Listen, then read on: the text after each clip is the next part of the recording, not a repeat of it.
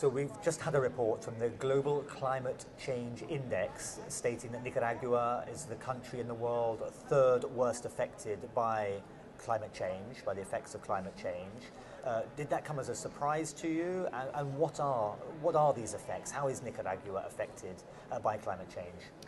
This was not a surprise at all, but of course it's very bad news for us. Not just Nicaragua came up in third place, but also Honduras, which is our neighbor country, came in first place. In the whole world, in 20 years of extreme weather events, 2 of them, of the most affected, are from Central America. So this is very concerning for us because not because just the social impacts of that, because we don't have any special recognition within the UNFCCC process. It's very difficult for us to find out that in this negotiating process, Central American countries are not recognized officially as highly vulnerable regions, even though we have all of these reports, all of this information, confirming what we already know, that we suffer a lot from floods, hurricanes, storms, droughts. So it's for civil society, as a civil society representative, it's very important for me to make this a public issue and also to try to find some support from different delegations and representatives to push within the UNFCCC to have some sort of recognition. I mean, presumably, with the frequency now of the floods and the hurricanes, Nicaragua, I imagine, simply doesn't have time to recover, to rebuild, to rebuild infrastructure. I mean, how does that affect day-to-day life in a country like Nicaragua?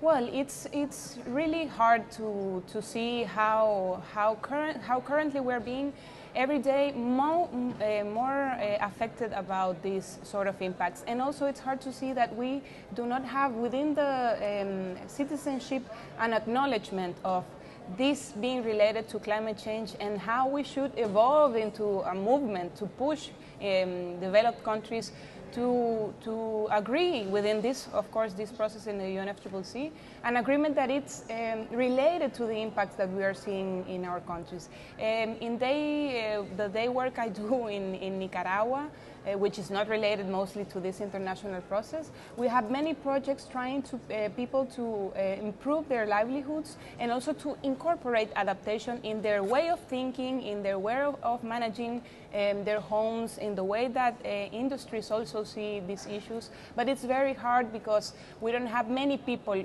covering this issue, and of course it's very important for us to raise awareness.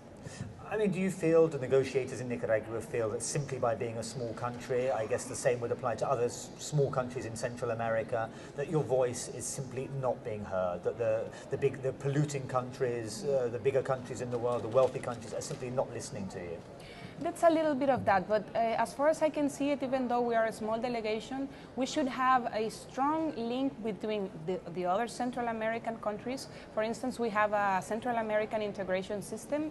From my point of view, they should be clearly here putting out these impacts that we're seeing in Central America, and also establishing political relations with other vulnerable countries. Sometimes you see that the political relations they are trying to build here are more related to economical interest and not so much related to our adaptation needs. So this is one of the issues I want to raise. I believe, even though Central American countries are small and don't have much political weight in UNFCCC, we do have the chance to establish political relations with other regions that are being highly affected, and of course push for the necessary financial support for adaptation, the transfer of technology, and of course in a wider range to have an international agreement that really push developed countries and also highly contaminating countries to reduce their emissions according to science. Okay, and are you hopeful we're going to see that at the end of 2 weeks, or certainly be some step along, along that road towards achieving that by the end of next week? Well, when you are around this process, you wonder what does it take for developed countries to find out that we are suffering this and that we need them to do things, to take actions and to take lead. One thing, do we need to have more sandy hurricanes? Do we need to have floodings in London?